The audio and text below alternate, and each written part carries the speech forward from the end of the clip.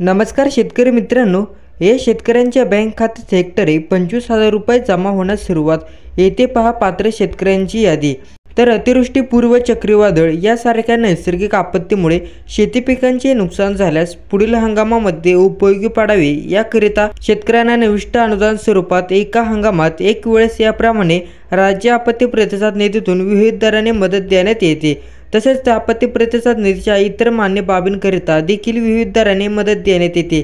राज्यात जुलै 2022 मध्ये झालेल्या अतिवृष्टी व पुरामुळे विविध जिल्ह्यातील शेती पिकांचे नुकसान झालेल्या बाधित शेतकऱ्यांना निविष्ट अनुदान स्वरूपात मदत देण्याबाबत तसेच इतर नुकसानीकरिता मदत देण्याबाबत दिनांक 10/8/2022 रोजी मंत्रिमंडळ बैठकीमध्ये घेतलेल्या निर्णयास अनुसरून शासन निर्णय महसूल वन विभाग कालावधीत अतिवृष्टी, यासारख्या नैसर्गिक आपत्तीमुळे राज्यात विविध जिल्ह्यात येणाऱ्या शेती पिकांच्या नुकसानीकरिता बाधित शेतकऱ्यांना खालीलप्रमाणे वाढीव दराने निविष्ट अनुदानात स्वरूपात मदत प्रदान करण्यास शासनाची मान्यता देण्यात आलेली आहे।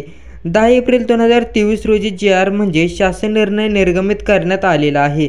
तसेच मार्च 2023 या कालावधीमध्ये राज्यातील विविध जिल्ह्यातील अवकाळी पावसामुळे झालेल्या शेती पिकांचे व इतर नुकसानीसाठी बाधितांना मदत देण्याकरिता राज्य आपत्ती प्रतिसाद निधीतून संदर्भ क्रमांक 2 येथील शासन निर्णयान्वये निश्चित केलेल्या दरानुसार शेतीच्या आणि इतर फळ पिकांच्या नुकसानीसाठी एकूण 177,80,61,000 रुपये एवढा निधी सोबतच्या पतपत्रात दर्शवल्यानुसार जिल्हानिहाय वितरित करण्यासाठी शासनाने मंजुरी सुद्धा देण्यात आलेली आहे।